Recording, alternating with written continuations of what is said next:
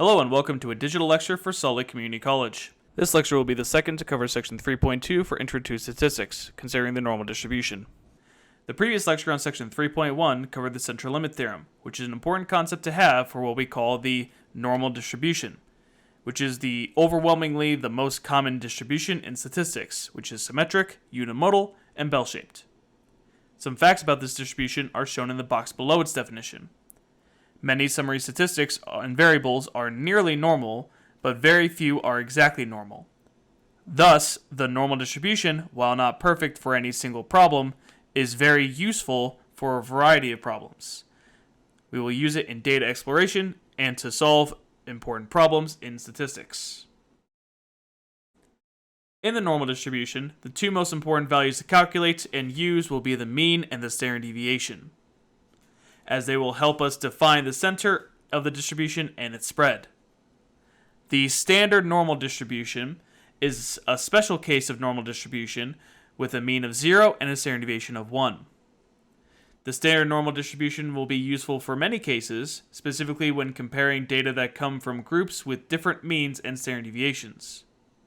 Overall, if both groups follow a normal curve, then we can convert both values from both groups into standard normal distribution so that they can be compared to each other on the same scale.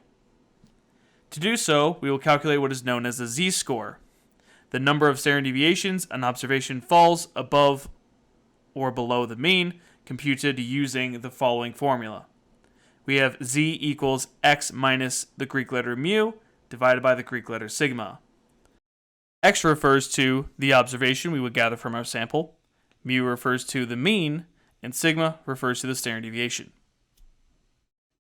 A percentile, such as the 90th percentile, is a value where that percent of individuals are equal to or below it. When we calculate the aforementioned z-score and use the normal probability table to find the corresponding proportion, the proportion listed in the table will act as a percentile. Here are a couple examples of percentiles. The 85th percentile of the IQ scores of honor roll graduates of a certain college is 124. What does this mean? Because it says we have the 85th percentile, we would thus say that 85% of the college honor roll graduates have an IQ equal to or below 124. However, that also means that if we look at the rest of the percent, take away 85 from the entire 100%, that would represent the entire distribution of IQ honor roll graduates, then we would find that 15% of the college honor roll graduates have an IQ more than 124. Lastly, we have some examples of z-scores and their applied use. First, we have final exam scores for a biology course have a mean of 79 and a standard deviation of 5.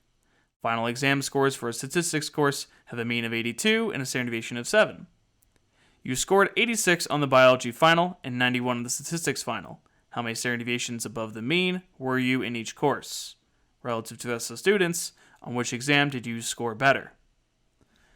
Overall, what this will allow us to do, since we can calculate the z-score, we can compare biology and statistics, even though they have different mean and standard deviations, we will be able to compare them on the same scale.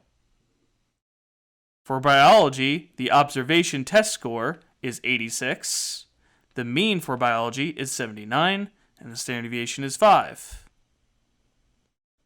Thus, that means when we calculate the z-score, which is going to be 86 minus 79 divided by 5, we will get a value of 1.4. Note that this is a positive 1.4. The reason that is important is that implies that 86 on biology is 1.4 standard deviations above the class mean.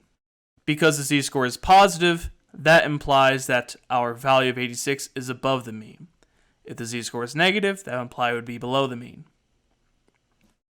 If I look at the statistics score, we scored a 91 on statistics. We have a mean of 82 with a standard deviation of 7. Thus, the z-score would be 91 minus 82 divided by 7, which gives us a total value of 1.29. That thus means that 91 in statistics is 1.29 standard deviations above the class mean. If we take all that and put it together, how many standard deviations above the mean was our biology score? It was 1.4. How many standard deviations above the mean was our statistics score? It was 1.29. Therefore, because 1.40 is greater than 1.29, we would likewise say that we scored higher in the biology test relative to the rest of the students because it was further above the mean. If you have any further questions, be sure to review the example videos or ask your instructor.